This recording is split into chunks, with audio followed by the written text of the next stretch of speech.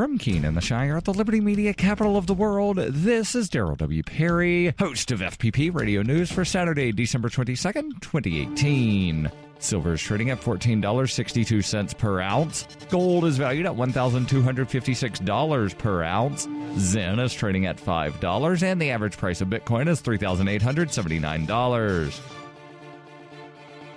Antiwar.com reports the UN Security Council has managed to unanimously pass a measure approving a ceasefire monitoring operation in the Yemeni aid port of Hodeidah after days of heavy resistance to the original British text by the U.S. and Saudi Arabia. The compromise draft that eventually passed removed all mention of a humanitarian crisis being ongoing in Yemen, apparently at the behest of Saudi officials who feared that their blocking of aid shipments would make it clear this crisis is their fault. It also removed calls for an independent investigation. The U.S. interest in getting language put into the draft that blamed Iran for the Yemen war, however, did not make it into the final version. This was unsurprising as Russia threatened to veto any resolution that tried to spin the Saudi invasion of Yemen as an Iranian matter. U.S. diplomat Rodney Hunter issued a statement after the resolution passed, complaining of the omission of the blaming of Iran, saying that the council would one day regret the decision not to single out Iran.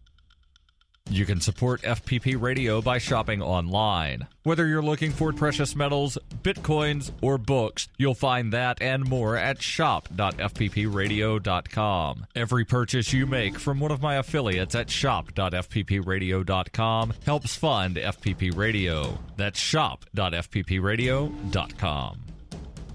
UPI reports the U.S. Supreme Court on Friday denied the Trump administration's request that it be allowed to enforce an asylum ban on migrants who enter the country illegally. 4 justices, including Samuel Alito, Neil Gorsuch, Brett Kavanaugh, and Clarence Thomas, sided with the president. The request came after the 9th U.S. Circuit Court of Appeals denied the administration's request to strike down a lower judge's order to block the ban. Judge Jay Bybee wrote for the majority in the earlier ruling, just as we may not, as we are often reminded, legislate from the bench, neither may the executive legislate from the Oval Office. The administration called the appeals court ruling deeply flawed. Solicitor General Noel Francisco wrote, the nationwide injunction prohibits the executive branch from implementing an interim final rule adopted to address an ongoing crisis at the southern border with significant implications for ongoing diplomatic negotiations and foreign relations. The Supreme Court rebuff means the asylum ban cannot be enforced while the administration appeals a lower court ruling to the 9th Circuit Court of Appeals. Zencash has changed their name to Horizon to better represent their transition from a cryptocurrency to a pioneering platform that protects consumer data. They are working towards the day when anyone will be able to build privacy-based applications on the Horizon platform. The unique spelling of Horizon is a nod to their heritage and recognizes that they remain committed to the vision that their project was built upon. Their coin and ticker symbol remain ZEN. Learn more at horizon.global and join the Horizon community. HORIZEN.global.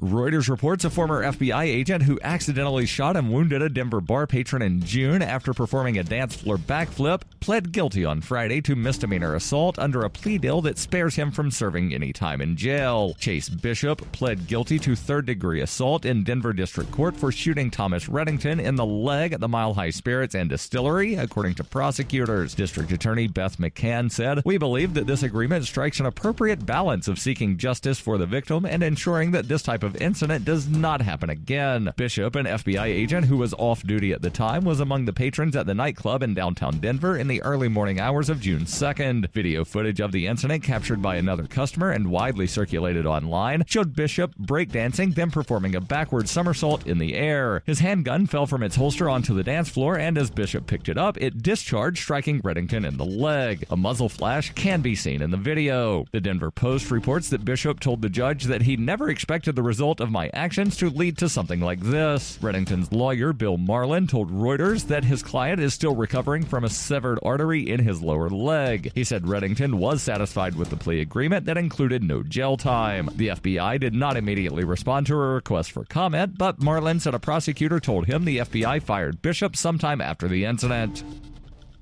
You can support FPP Radio by joining the Fans program. To learn more or to join the Fans program, visit fans.fppradio.com. That's fans.fppradio.com.